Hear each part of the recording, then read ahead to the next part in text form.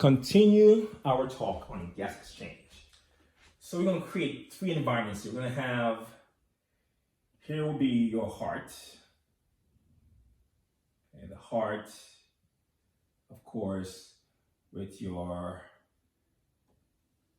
right atrium, left atrium, right ventricle, left ventricle there. Up here, we'll have the lungs. Have your lungs here,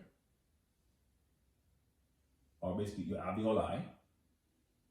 Okay, and down here we'll have your capillaries, your tissue capillaries. So again, this is up here is lungs. Lungs are the alveoli up here. Here is the heart. Down here are your tissue capillaries. So,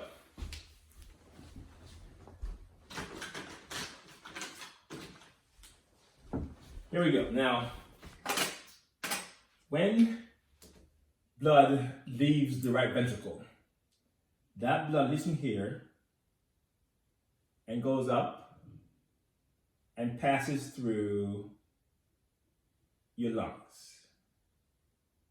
Okay, so that air passes through the lungs in the blood. So the blood leaving the right ventricle is called your called your deoxygenated blood. And in that blood, the level of O2, the PO2 in that blood, PO2 is equal to about 40 millimeters of mercury. The CO2 in that blood is about 46, okay? So when that blood gets to your lung, again, your O2 is 40, your CO2 is 46. Meanwhile, in your alveoli, the O2 there is about 104 from the previous segment, and CO2 there will be around 40. So when this deoxygenated blood gets to your lungs and passes through the lungs through capillaries, the gases will move down their gradient. And we'll focus on CO2 and O2 only. We ignore nitrogen. Nitrogen doesn't really do anything in terms of gas movements.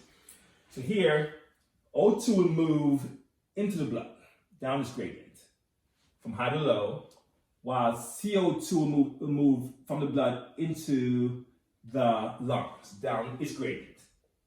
So then the blood that leaves the lungs to come back to your right atrium, so left atrium, this one we call your oxygenated blood. Okay, and that blood now will have a O2 in that blood, PO2 there will be as high as 95 because it just picked up oxygen, and your CO2 in that blood will also drop down to 40.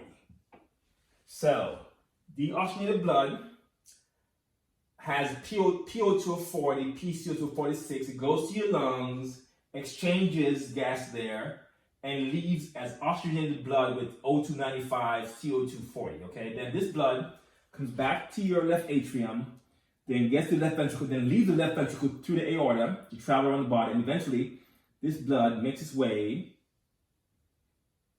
to your tissue capillaries. So again, remember this blood here is one that's oxygenated. Again, the O2 is at 95, the CO2 is at 40, okay?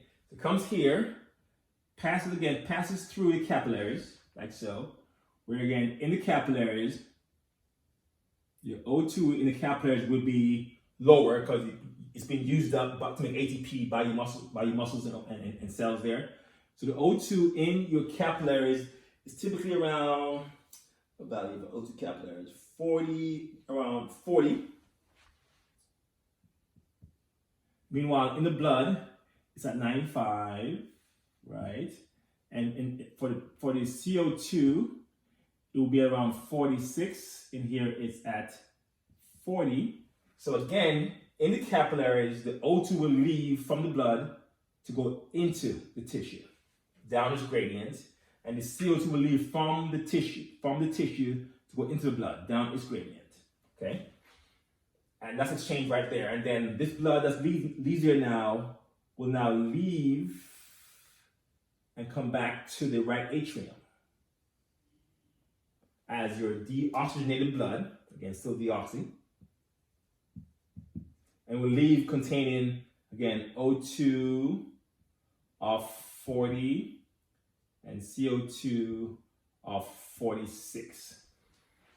All right, so the exchange up here is called, external respiration, where blood and alveoli exchange. The one down here is called your internal respiration, where it's exchange between the blood and the capillaries. But in both environments, each gas is moving down from high to low in terms of its own partial pressures. Okay, so this is the basis for gas exchange in the lungs and in the capillaries. You must know from me what these particular values are and the direction of movement of the gases. Okay, we'll pause there.